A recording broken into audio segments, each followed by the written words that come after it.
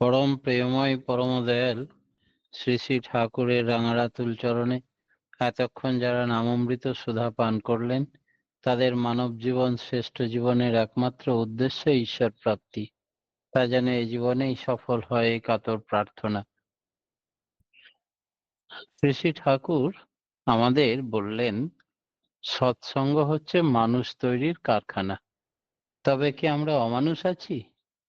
না না, অমানুষ নয়। 84 লক্ষ যোনি পরিভ্রমণের মধ্যে 80 লক্ষ বার বিভিন্ন যোনিতে জন্মাবার পর এই শ্রেষ্ঠ জীবন মানব জীবন পায় মানুষ।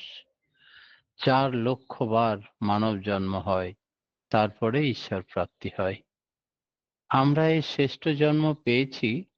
কেউ হয়তো হালে হালেই 30 লক্ষ বার পশু জন্ম, তারপরেই হয়তো মানুষ জন্মেছি। কেউ হয়তো 2-10 বছর আগে, 2-10 জন্ম আগে হয়েছি। কেউ হয়তো 1-2 লক্ষ বার মানব জন্মের পর।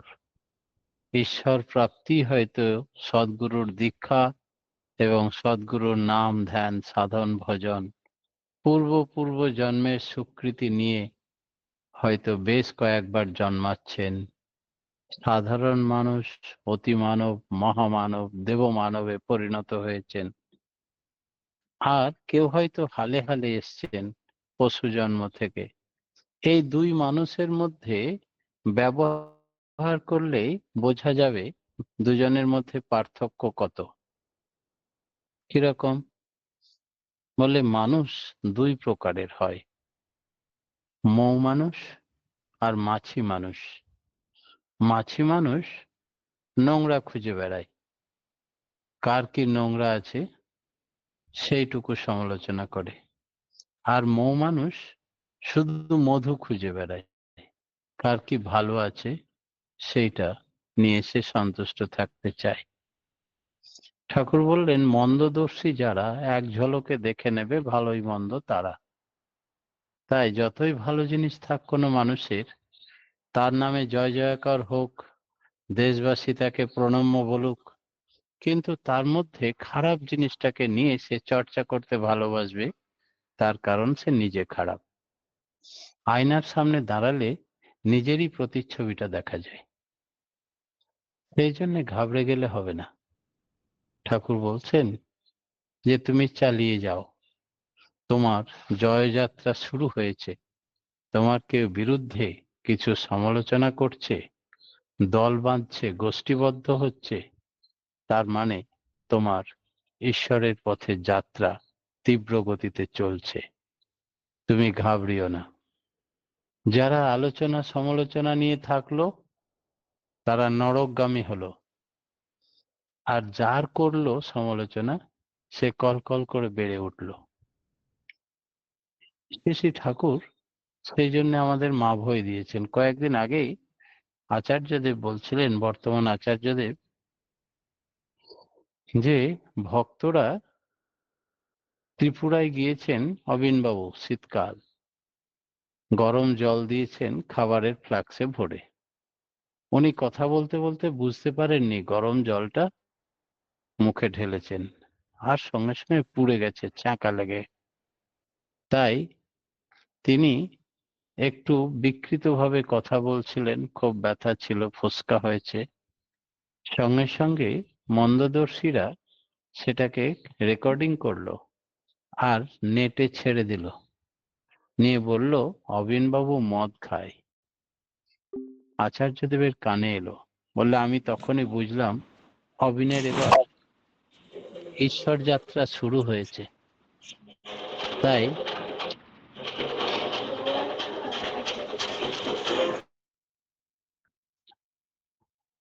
যখনই কাউরির জয়যাত্রা শুরু হয়, তখন তাকে অনেক বাধা অতিক্রম করে এগোতে হয়। যে কোনো গাড়ি যদি স্পিডে চলে, আমরা শঁ শঁ বঁ বঁ করে আওয়াজ শুনতে পাই, বাতাস কেটে তাকে এগোতে হয়। তাই সংসারে আধ্যাত্মিক জীবনেও ঠিক তাই, আমাদেরকে প্রত্যেককে বাধা বিঘ্ন অতিক্রম করেই পৌঁছাতে হবে। সেই জন্য ঘাবড়ে গিয়ে, দুশ্চিন্তায় পড়ে গিয়ে মেপে দেখতে যেও না কত দূরে গিয়েছো, নাইলে আবার পিছিয়ে পড়বে। ঠাকুরের সত্যানুসরণ। পরমপিতা এই যে অভিযান, এতে কি কারণে মানুষের এই জেলাসি আসে? যদি আমার থেকে বেটার, আমি যেটা ওভারকাম করতে পারিনি, আমার থেকে বেটার কাউকে দেখি, তাহলে আমার হিংসা হতে পারে। কিরকম? এক রাজা সাহেব দুশ্চিন্তায় গোটা রাত্রি ঘুম হয় না। সে পায়চারি করে গোটা রাত্রি দেখতে দেখতে গভীর রাত্রি ভোর হয়ে যায়, সকাল হয়ে যায়, আর দেখে তার কুঁড়ে ঘরে একটা ফুটপাতে এক ভিখারি, সে আরামসে এসে ওই আলু সেদ্ধ ভাত ফুটিয়ে খেয়ে রাত্রি 9টার মধ্যেই একটা থালা বাজিয়ে কীর্তন করতে করতে মনের আনন্দে ঘুমিয়ে পড়ে। আবার ভোরবেলাতে উঠেই হরিগুরুর নাম নিয়ে আবার কীর্তন শুরু করে উচ্চস্বরে। এই দেখে রাজামশাইয়ের বড় হিংসা হলো। মন্ত্রীকে বললেন, কি করা যায় বলো তো, এই বেটার কিছুই নেই, তাই এত সুখ শান্তি আনন্দ, আর আমার সব থাকতেও কিছুই নেই। ব্যাপারটা কি? ওর ঘুম কেড়ে নিতে পারা যাবে? তখন মন্ত্রীমশাই বুদ্ধি দিলেন, রাজামশাই এক কাজ করুন, সকালে উঠেই যেন ও দেখতে পায় একটা পুঁটুলিতে আপনি 99 টাকা নিয়ে ছুঁড়ে ফেলে দিন। আর তাই হলো, জানলা দিয়ে 99 টাকা ছুঁড়ে ফেলে দিল ওর উঠোনে। ঘুম থেকে উঠেই দেখলো, হ্যাঁ হ্যাঁ, দু একটা ছিটে এধারে ওধারে ছিটে পিটে পড়ে আছে। গুনে দেখলো 99 টাকা আছে, আর 1 টাকা। 1 টাকার জন্য আমাকে কি করতে হবে? প্রত্যেক দিন ভিক্ষা থেকে এই সামান্য সামান্য করে জমিয়ে এটা অল্প দিনেই মেকআপ করে নিতে হবে, তাহলেই 100 টাকা হয়ে যাবে। এই দুশ্চিন্তায় সে রাত্রিতে আর ঘুমায় না, 50 বার করে গুনতে থাকে, আবার বসে বসে ভাবতে থাকে। শুয়ে পড়ে, আবার উঠে বসে, আবার ঠিক করে গুনলাম তো, ভালো করে দেখে। এই সব দেখে রাজামশাইয়ের চরম আনন্দ হচ্ছে। সালা, আমি একা জেগে থাকবো, এবার বেশ হয়েছে, তোর এই 99 টাকার ফেরে পড়েছে, কতদিনে সেটা 100 হয়। প্রত্যেকটা মানুষের মনে দুরকম আছে, একটা সুখ আর একটা সন্তোষ। সুখ একটা জিনিস আর সন্তোষ আর একটা জিনিস। সুখ না থেকেও মানুষের সন্তোষ থাকতে পারে, আর সন্তোষ থাকলে সুখ না থাকলেও পুষিয়ে যায়। ঠাকুর বলছেন, ধরো একজন মহৎ মানুষ, সে হয়তো ত্যাগ ও দুঃখের জীবন বরণ করে নিয়েছে, তথাকথিত সুখ স্বাচ্ছন্দ্য যাকে বলে তার হয়তো নেই, কিন্তু ভেতরে আছে সন্তোষ। এই সন্তোষ যদি থাকে, তাহলে সুখ থাকার দরুন তার কোনো দুঃখ তাকে স্পর্শ করতে পারে না। আবার তার স্ত্রী পুত্র যারা, তারাও যদি সত্যি তাকে ভালোবাসে, তবে আক্ষেপ করে না আমার বাবার কিছু নেই বলে। যতই কষ্ট থাকুক না কেন, ভেতরে ভেতরে সবাই খুব সন্তুষ্ট, আনন্দ, হ্যাপি লাইফ লিড করে। শ্রদ্ধা প্রীতির লক্ষণ হলো প্রিয়ের জন্য হাসি মুখে দুঃখ কষ্ট সইতে পারা। যেই বলল আত্মপ্রসাদ নেই, এই বুঝবে স্নেহ প্রীতি তার ভেতরে নেই। কারো উপর ভালোবাসা থাকলে তার জন্য যত কষ্টই হোক না কেন, সে কষ্টকে কষ্ট মনে করে না, তার সম্বন্ধে কোনো অনুযোগ থাকে না, বরং সে ভাবে আমি তাকে সুখী করতে পারলাম না। তার তো পাওয়ার ধান্দা নেই, শুধু দেওয়ার ধান্দা। ঈশ্বরকে কাছে নিতে হয় না, শুধু দিতে হয়, তাতেই আত্মপ্রসাদ লাভ হয়। যারা ঠাকুরের কাছে নিল, তারা একেবারে অতলে তলিয়ে গেল, তাদের দারিদ্র ব্যাধি ঘিরে ধরলো। আর যারা তাকে শুধু দিল, তারা কলকল করে বেড়ে উঠল। তাই প্রিয়কে সুখী করবে, এই তালে সে নাচতে থাকে। তাই প্রিয়ের জন্য জয় করো, ভাবো আমি কিছুই করতে পারলাম না, আরো করা উচিত ছিল, নিজেকে অপরাধী মনে হবে। প্রিয় সম্বন্ধে যার আছে পূর্ণ পরিতৃপ্তি, শ্রদ্ধাবোধ, তার সম্বন্ধে কোনো প্রশ্ন থাকে না। সীতা দময়ন্তীর চিন্তা ভাবনা ছিল ওই লেভেলের। আজকে আমাদের বিকাশ দা কালকে বলছে, আপনি কি করছেন দাদা? তো বললাম, কি করছি বলা যাবে? ওই যখনই প্রত্যেক দিনের যা ইনকাম করি কিছুটা তুলে রাখি ঠাকুরের জন্য, কোনো প্রয়োজনে হাত বাড়িয়ে দিতে হবে যথাসময় ইষ্ট নির্দেশ, আর কিছুটা দিই সংসার পরিপালনের জন্য। তাই আমি জানি না কত টাকা রাখা আছে। হঠাৎ কাল রবিবারে আমাকে ফোন করলেন মন্দিরের যিনি ইনচার্জ, যে আচার্যদেব আসছেন সে শিউরি ঠাকুর বাড়িতে, তার জন্য এই চালা ঘরটা গোটাই সুন্দর করে এসি বসিয়ে তৈরি করতে হবে। অবিনবাবু বলেছেন খুব তাড়াতাড়ি, আজকে সেই মাল মেটেরিয়ালের অর্ডার দিয়েছি, কলকাতা থেকে ট্রান্সপোর্টে আসছে, তুমি 1,00,000 টাকা দিতে পারো এখনই? বললাম, দেখি, একটু পরে বলছি বলে ঠাকুর ঘরে বসে তখন গুনছিলাম। দেখলাম হ্যাঁ, হয়ে গেল ঠাকুরের দয়ায়। তার পয়সা তিনি জোগাড় করে নেন। তারপরে দিয়ে এলাম। আজকে আমাদের জয়ন্তদা বলছেন, আপনি যে সেই দিনে মাইকের সামনে দাঁড়িয়ে ঘোষণা করলেন যে ফোয়ারাটা 1,00,000 টাকা দিলেন, অনিলদা বলল, আমিও সেদিন শুনেছিলাম, তারপরে আবার 1,00,000 টাকা। এই দুনিয়াতে যে নিজের স্বউপার্জিত পয়সা লক্ষ লক্ষ টাকা উজাড় করে তাকে দিতে পেরেছে, তার জীবন ধন্য। আর দিয়ে বলতে নেই, আপনি সেদিন ছিলেন, শুনে নিয়েছিলেন? তাহলে হ্যাঁ, আপনার সঙ্গে আমার কথাও হয়েছিল। বললাম, তাই? আমার মনে নেই। যাই হোক, ঠাকুর এই বিষয়ে কি বলছেন? তিনি হাত নেড়ে মোহন ভঙ্গিতে বলছেন, শালা, যত যাই কও, ভালোবাসার মতো আর মাল নেই। ভালো যে বাঁচতে পারে সে রাজা, বুকে তার কত বল, প্রাণে তার কত সুখ, অপরকে বুঝিয়ে বলা যাবে না। আর অপরে তারা হয়তো তার সমালোচনাই করছে, সে করতে দাও, যে করছে তার নিজের অধঃপাতে যাচ্ছে। ঠাকুর বললেন, সব সময় সকলের ভালো নিয়ে আলোচনা করো, আর যদি সমালোচনা করতে হয় তো আত্মসমালোচনা করো। আত্মসমালোচনা ছাড়া আত্মসংশোধন হবে না।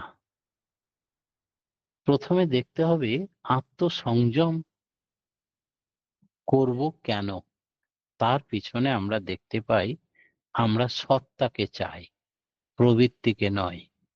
সত্তার বিনিময়ে যা করি তাই প্রবৃত্তি। সত্তাকে যদি হারাই তবে প্রবৃত্তিকেও উপভোগ করতে পারবো না। সত্তাকে আশ্রয় করেই তো প্রবৃত্তি। যে যত প্রবৃত্তি প্রবর সে তত সন্দেহবাতিক, সে তত সমালোচক, সে তার ঈশ্বরের দরজা তার জন্য বন্ধ। এই প্রবৃত্তিগুলি এমনতর ভোগ করতে হবে যাতে তারা সত্তা পোষণে ব্যাঘাত না ঘটায়। এইখানেই আসে আত্মসংযমের কথা। ধরুন আমার খুব রসগোল্লা খাওয়ার লোভ, তাই আমি রসগোল্লা খেতে, রসগোল্লা আমাকে খাক তা আমি চাই না। প্রবৃত্তি যখন আমাদের সত্তাকে শোষণ করে তখন আমাদের নিরোধ করতে হবে। একেই বলে সংযম। মুখে বললে এটা পারা যায় না। প্রবৃত্তি যখন চেপে ধরে তখন আত্মরক্ষা করা যায় না।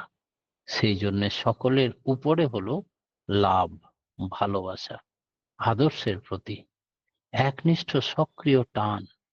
তখন আমাদের বৃত্তি প্রবৃত্তি তাতে সেবা করে, আর তাই চাই আত্মসমর্পণ।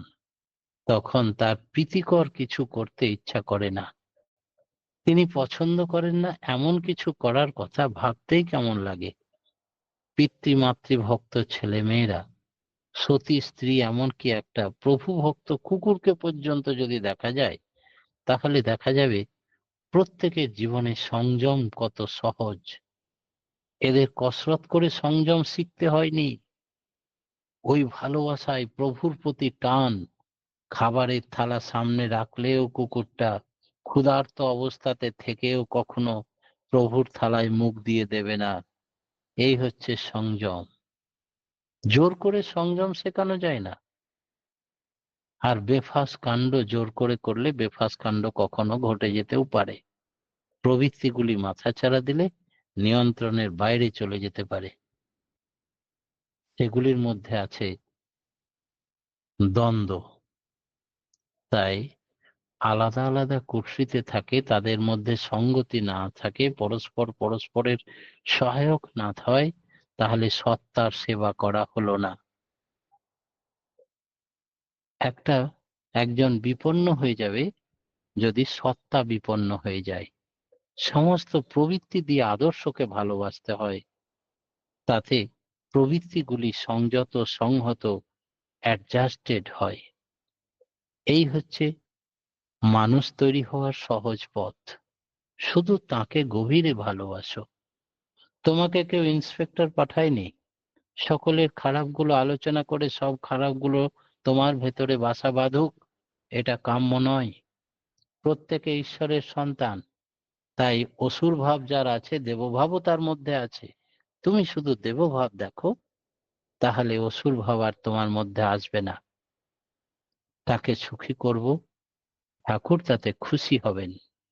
ঠাকুর কখনো কাউরির সমালোচনা পছন্দ করতেন না, বলতেন সমালোচনা করতে হলে আত্মসমালোচনা করো। কিরকম জানেন, আমাদের এখানে একজন এসপিআর ছিলেন। তিনি মাসে যা কিছু বেতন পেতেন সবটা উজাড় করে দিয়ে দিতেন। একদমই তাই, কথাটা একদম পুরো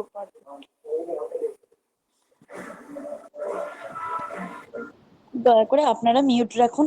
জয় গুরু, জয় গুরু, জয় গুরু। সোমনাথ ঘোষ।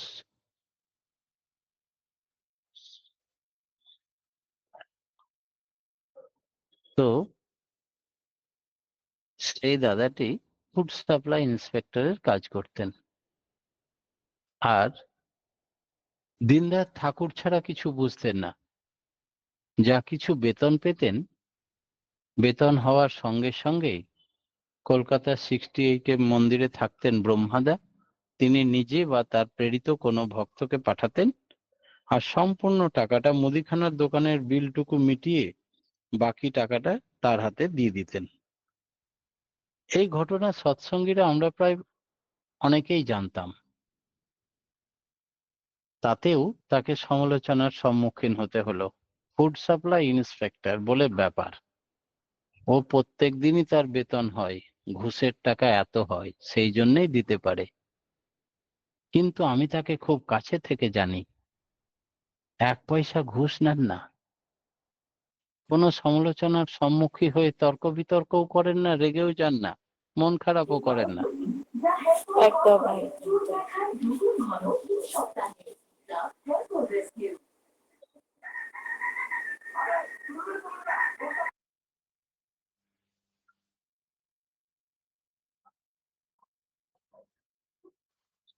ওনাকে রিমুভ করে দিন।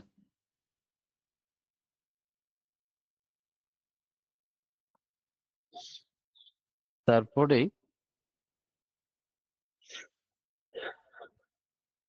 সেই দাদার স্ত্রী একদিন আমাকে ডেকে পাঠালেন।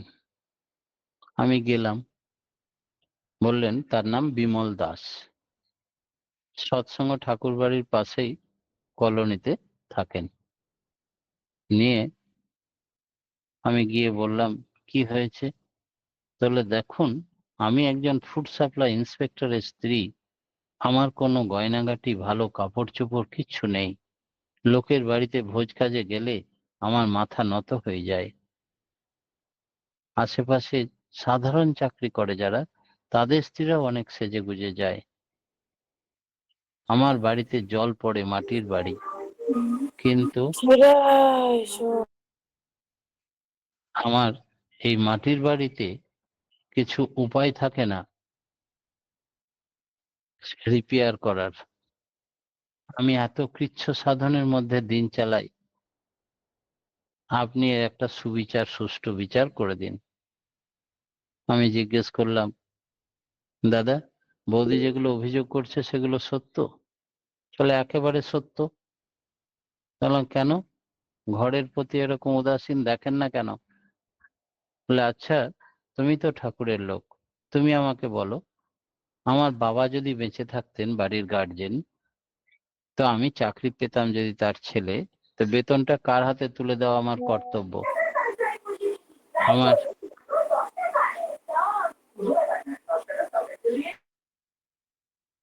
আমার স্ত্রীর হাতে তুলে দেব? না,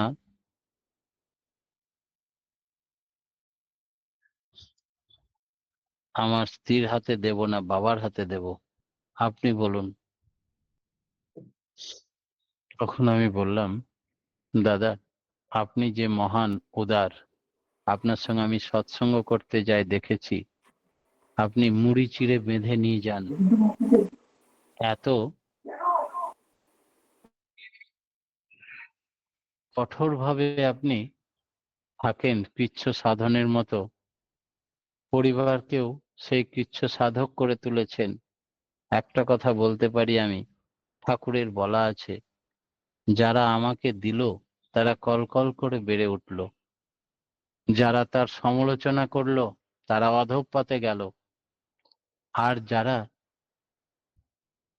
সমস্ত ভেদ সমালোচনার ঊর্ধ্বে থেকেও তার জন্য করে গেল, তারা এই জন্মেই তার থেকে হাজার গুণ বেশি পায়, আর অনন্ত জন্মে অনন্ত কোটি লাভ করে, ঈশ্বর প্রাপ্তি হয়।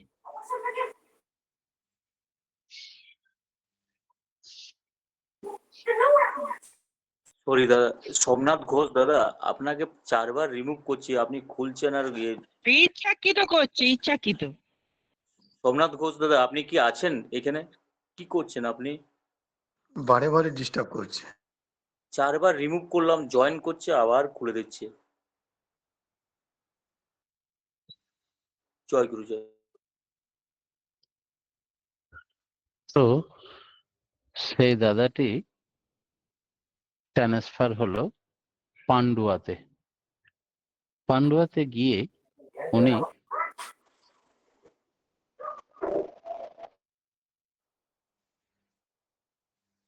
শোনার একটা ইন্টারেস্টই কমে যায়।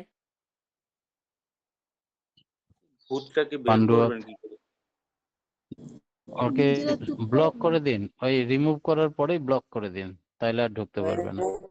আগে আগে জয় গুরু।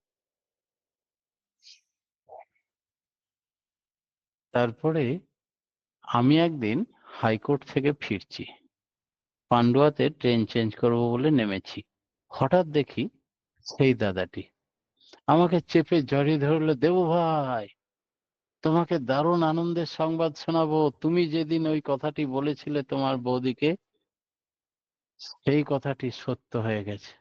কিরকম, কি কথা বলেছিলাম গো? কত কথাই তো বলি। তাহলে কেন?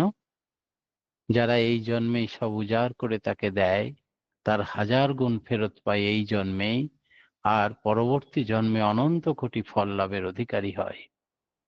তাহলে কিরকম? বলে, জানো, আমার একটা শালা আমেরিকায় থাকতো, সে বহু বছর পর এসেছে, এসেই তার 4 চাকা গাড়িতে আমাকে আর ওর দিদিকে চাপালো, নিয়ে একটা বাড়িতে নিয়ে গেল, 3 তলা, অল পাথর সেট করা মোজাইক বাড়ি, দারুণ এসি টেসি লাগানো, রাজবাড়ির মতো, গ্যারেজ আছে গাড়ি রাখার, সব ঘুরে দেখালো, নিয়ে বললো, কেমন বাড়িটা?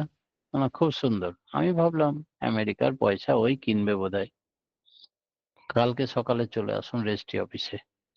আমি ভাবলাম সাক্ষীতে সই করতে হবে, ও বোধহয় রেজিস্ট্রি করবে, জিজ্ঞাসাবাদ না করে, আমরা ঠাকুরের লোক, আমাদের আধার ব্যাপারই, জাহাজের খোঁজ নিয়ে কি করব, যেতে বলেছে যাই।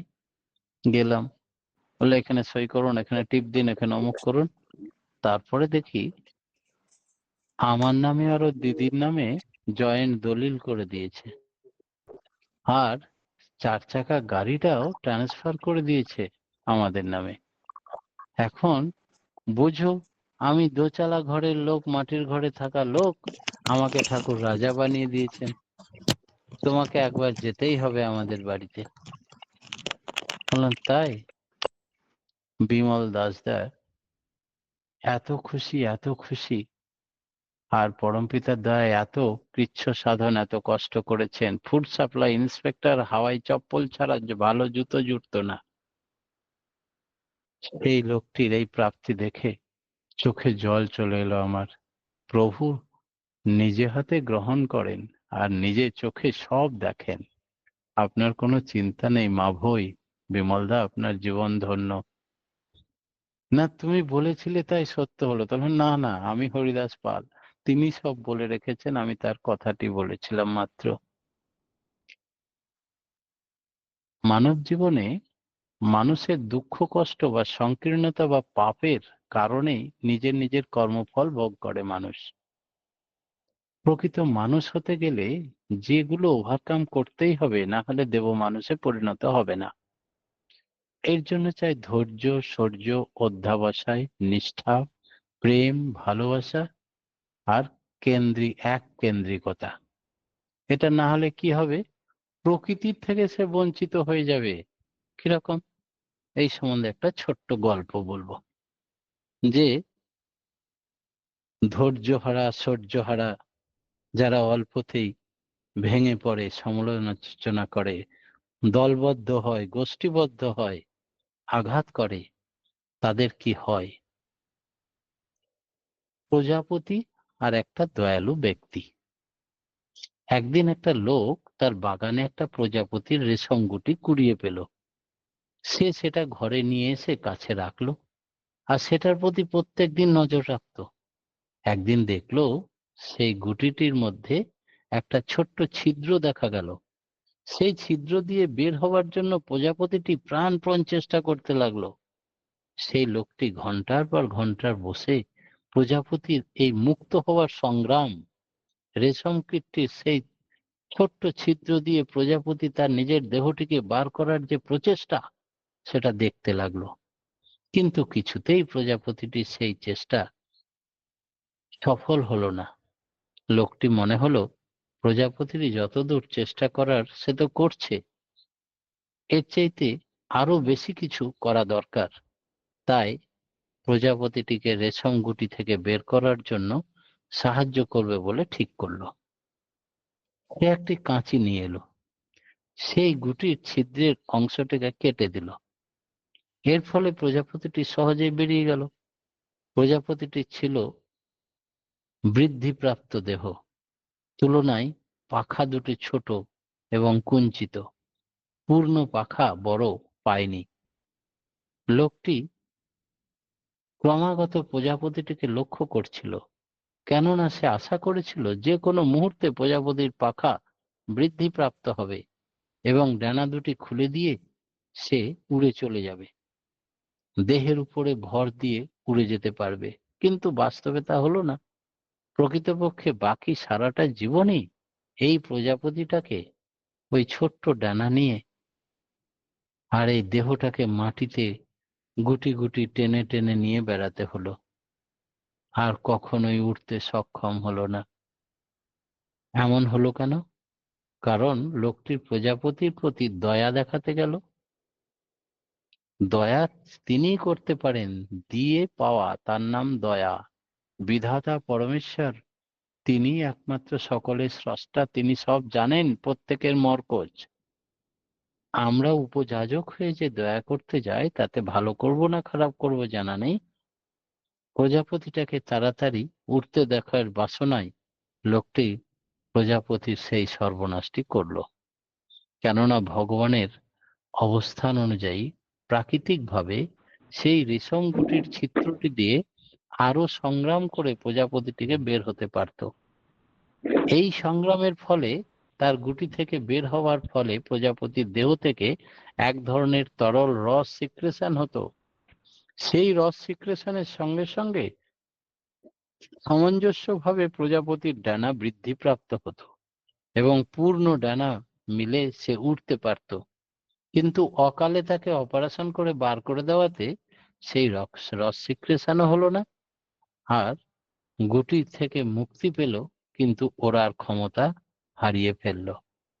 প্রজাপতির এই ঘটনাটি থেকে আমরা হৃদয়ঙ্গম করতে পারি যে কখনো কোনো সংগ্রাম আমাদের জীবনে প্রয়োজন আরো দৃঢ়ভাবে গড়ে তোলার জন্য ভগবানই আমাদের জীবনে নানা প্রতিবন্ধকতা প্রেরণ করেন।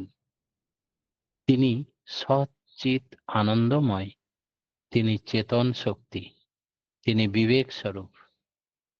তাই আমাদের বিবেক গুরুকে জিজ্ঞাসা না করে কোনো প্রতিবন্ধকতা মনে করে তার নিজে হাতে হস্তক্ষেপ করে এগিয়ে যাওয়া ঠিক নয়। তার কারণ ঠাকুর বলছেন, আমি কুকুর হয়ে কামড়াই, আমি ওঝা হয়ে ঝাড়ি, আমি সেই, আমি সব, আমি সব। পুণ্যপুঁথির গ্রন্থে বলছেন, আমি এক মুঠো ভাতের জন্য দরজায় দরজায় কুকুর হয়ে ঘুরি, আর আমি সেই কুকুরের মাথায় লাঠিতে আঘাত করি। ওই কুকুরটিও আমি, আঘাতকারী ব্যক্তিও আমি, সব আমি, সব আমি। সেটা অনুভব করতে হবে, অপেক্ষা করতে হবে, ধৈর্য রাখতে হবে, সাধনা রাখতে হবে, তবেই তার পূর্ণ লীলা অনুভব করা যাবে।